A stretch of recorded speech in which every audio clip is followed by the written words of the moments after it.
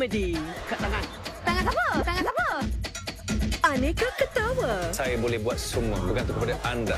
Pilih untuk saya jadi apa. Dan aneka warna. Dia tak takut. Ini buat macam saya rasa hijau. Ayam hitam. Kita kena cari ayam hitam tu. Tell me a bit about your background. I have a little bit of it. Isnin hingga Jumaat 9 malam di Astro Warna.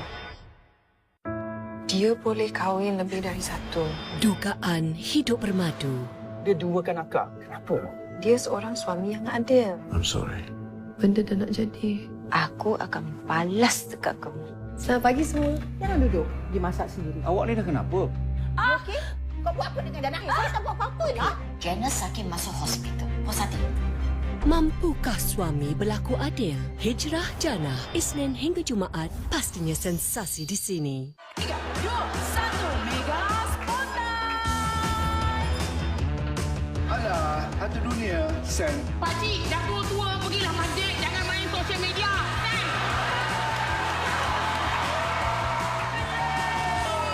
Orang yang dia 4 bulan. Minggu pertama pula habis. 12 lift dah tak ada.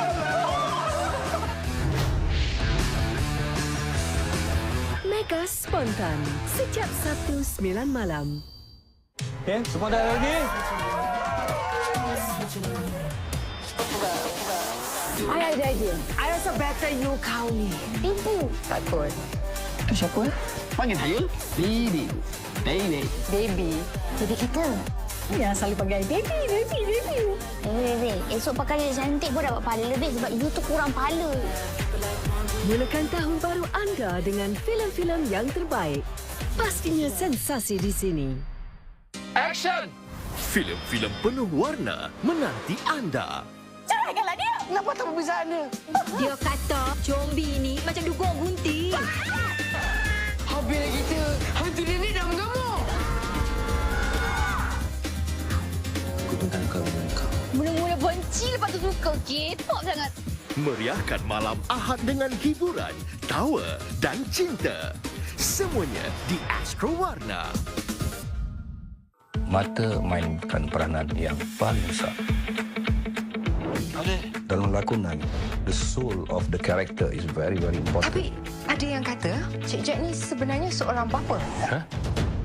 Sekarang ni, Aida dah tahu yang bapa Aida masih hidup tau. Jadi, Aida nak kena jumpa Jack Yusof tu, minta dia jadi wali. Abah tahu Aida marah dengan Abah sebab Abah tak ada dalam hidup Aida. Biar Abah ganti balik apa yang Abah tertinggal dulu. Jack Yusof. Pastinya sensasi di sini. Jangan terlepas menyaksikan mereka di Astro Sensasi. Kena beritahu, ini saya cerita. Tag ni, hebat kan? Baju marhaban kita yang baru. Oh my God, mesti seronok kan? Pengalaman yang indah dikongsi bersama. Our circle is our reflection. Jom saksikan mereka Isnin hingga Jumaat 7 malam. Pastinya sensasi di sini.